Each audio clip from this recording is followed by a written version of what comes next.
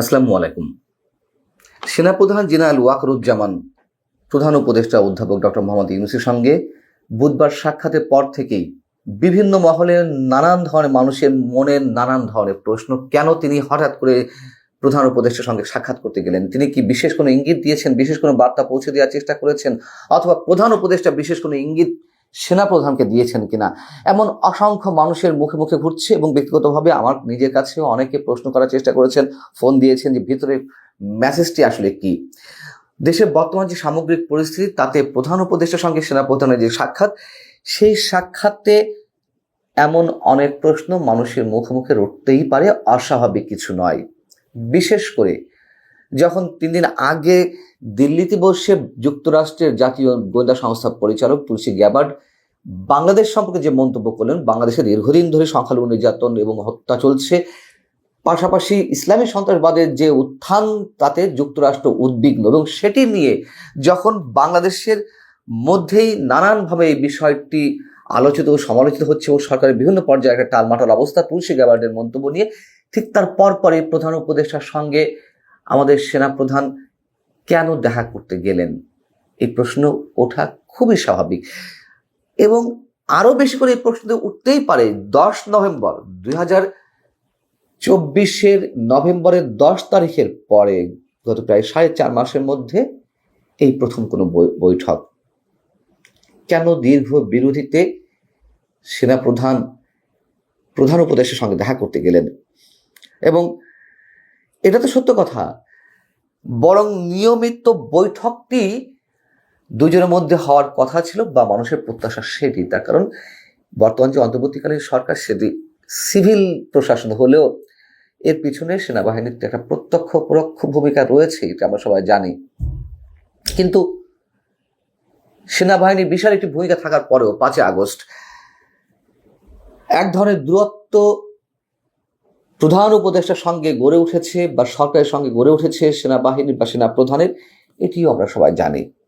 বিশেষ করে নির্বাচন ইস্যুতে দূরত্ব এতটাই ঘনীভূত হয়েছে যে সরকারের বিভিন্ন উপদেষ্টা থেকে শুরু করে বৈষম্য বিরোধী আন্দোলনের যারা সামনের সারির ছাত্র সমন্বয়ক ছিলেন, বা এখন যারা জাতীয় নাগরিক পার্টিতে আছেন, তারা ন্যাকেডলি নানান ধরনের মন্তব্য করছেন, যা এর আগে কখনো সেনাবাহিনী সম্পর্কে এ ধরনের মন্তব্য করতে আমরা দেখিনি। শুধু বৈষম্য বিরোধী ছাত্র আন্দোলন বা সাবেক ছাত্র সমন্বয়ক নয়, ভুইফোট বিভিন্ন ধরনের সংগঠন, যেগুলো সরকারের প্রত্যক্ষ পরোক্ষ, কিংবা এই যে বৈষম্য বিরোধী ছাত্র আন্দোলনের নেতৃত্বে যারা ছিলেন, তাদের প্রত্যক্ষ পরোক্ষ ভূমিকায় গড়ে উঠেছে, সেই সব ভুইফোট সংগঠনের অনেক কথিত নেতাদেরও আমরা ন্যাকেডলি সেনাবাহিনীর বিরুদ্ধে কথা বলতে শুনছি। সেনাপ্রধান আসলে কি বলেছেন, কি কারণে বৈঠকটি করলেন? অনেকের মনে হতেই পারে যে গত সম্ভবত 3রা মার্চ অথবা 4ঠা মার্চ তিনি সেন্ট্রাল আফ্রিকান রিপাবলিকানে 3 দিনের সফরে গেলেন। সেখানে তিনি বিভিন্ন গুরুত্বপূর্ণ বিষয়ে বৈঠক করেছেন, দ্বিপাক্ষিক বিষয়ে, এবং সেখানে শান্তিরক্ষা মিশনে, জাতিসংঘের শান্তিরক্ষা মিশনে বাংলাদেশের যে সদস্যরা কাজ করছেন, তাদের কার্যক্রমও তিনি পরিদর্শন করেছেন। তিনি ফিরে এসেছেন 7 মার্চ। তো এই যে তিনি সেন্ট্রাল আফ্রিকান রিপাবলিকান সফর করে এলেন, অনেকে বলার চেষ্টা করছেন যে এই সফরের পর কিছু একটা বলতে হয়, ফর্মালিটিস মেনটেন করতে হয়, সেই জায়গা থেকে তিনি প্রধান উপদেষ্টার সঙ্গে বৈঠক করেছেন। কিন্তু তারপরেও তো 13-14 দিন হয়ে গেল 7 মার্চের পর থেকে, এত দেরিতেও বা কেন?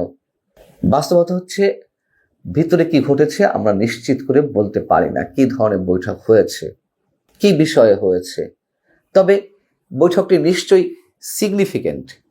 এবং যে কথাটি বলছিলাম, যে জাতীয় নাগরিক পার্টির নবগঠিত যে দল, তাদের যে নেতাদের যে ভাষায় সেনাবাহিনীকে আক্রমণ, এবং উপদেষ্টাদের পক্ষ থেকে ইভেন যেদিন বৈঠক হয়েছে সেই দিনও আমরা ধরে নিতে পারি যে সেনা প্রধানের সঙ্গে সরকারের বা প্রধান উপদেষ্টার ভালো সম্পর্ক রিবিল্ডের কোনো সম্ভাবনা নেই, বা এখনো সেটি হয়নি। যদি হতো, সেই মেসেজটি সবার কাছে চলে যেত এবং এই ভাষায় আক্রমণ করা হতো না সেনা প্রধানকে বা সেনাবাহিনীকে।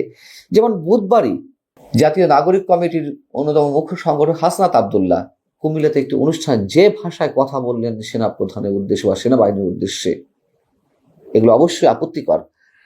এবং তারা সেনাবাহিনীর একেবারে পাল্টা বা মুখোমুখি অবস্থানে দাঁড়িয়েছে। কি কারণে? গত 25শে ফেব্রুয়ারি সেনাপ্রধান যে বক্তব্যগুলো দিয়েছিলেন, বিশেষ করে নির্বাচন ইস্যুতে, আইন শৃঙ্খলা পরিস্থিতি নিয়ে, এবং সেনাপ্রধান শুরু থেকেই চাইছেন দেশটি একটি গণতান্ত্রিক প্রক্রিয়া উত্তরণের জন্য যথাসময় এবং যত দ্রুত একটা নির্বাচন অনুষ্ঠিত হোক, সেই জিনিসটা তিনি সরাসরি খোলামেলা সবার সামনে বলছেন। এবং 25 ফেব্রুয়ারি যে কথাগুলো বললেন, তারপর থেকেই এই যে সরকারের বিভিন্ন উপদেষ্টা এবং ছাত্র সমন্বয়কদের মুখ থেকে যে ধরনের আক্রমণাত্মক বক্তব্য বেরোচ্ছে, এটা আমাদের জন্য অ্যালার্মিং। হাসনাত আব্দুল্লাহ যে ভাষায় কথা বলেছেন, সেই যে শব্দগুলো ইউজ করেছেন, সেই শব্দগুলো এর আগে আরো একাধিক উপদেষ্টা ইউজ করেছেন। বর্তমান তথ্য উপদেষ্টা মাহফুজ আলম ইউজ করেছেন, স্থানীয় সরকার বিষয়ক উপদেষ্টা আসিফ মাহমুদ ইউজ করেছেন। যেই কথাটি আসলে বারবার ঘুরে ফিরে আসছে তাদের মুখে। হাসনাত আব্দুল্লাহ সর্বশেষ যে কথাগুলো বলেছেন যে আওয়ামী লীগকে পুনর্বাসনের চেষ্টা করা হচ্ছে উত্তরপাড়া থেকে। উত্তরপাড়া বলতে সেনাবাহিনীকে বোঝানো হয়, এটা আমরা সবাই জানি। ক্যান্টনমেন্টকে বোঝানো হয়, এটি আর রাগ ঢাকার কিছু নেই। এবং তারা যে ভাষায় যে টোনে আক্রমণগুলো চালাচ্ছে, এইগুলো শুরু হচ্ছে যে বললাম যে 25 ফেব্রুয়ারি সেনাপ্রধানের বক্তব্যের পর থেকে একেবারে খোলামেলাভাবে তারা বিভিন্ন ধরনের মন্তব্য করছে।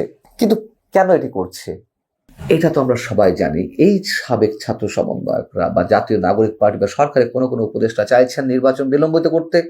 সেনাপ্রধান কেন খুব দ্রুত নির্বাচন অনুষ্ঠানের কথা বলছেন, তিনি কেন এর মধ্যে আগ বাড়িয়ে কথা বলছেন, এই ধরনের অ্যাটিটিউড তাদের মধ্যে কাজ করছে। এবং কোন অবস্থায় তারা আওয়ামী লীগকে পুনর্বাসিত হতে দেবে না। সেনাপ্রধান কি বলেছেন, সেনাবাহিনী কি বলেছে যে আওয়ামী লীগ তারা পুনর্বাসিত করতে চায়? নানান ধরনের গুঞ্জন, নানান ধরনের বক্তব্য তো আমাদের সামনে আসছে, গুজবও আসছে। আর যদি আওয়ামী লীগ কার মাধ্যমে পুনর্বাসিত হলো কি হলো না, সেটা বড় কথা না। কেন আওয়ামী লীগের রাজনীতি থাকবে না? আওয়ামী লীগ কি নিষিদ্ধ কোনো দল?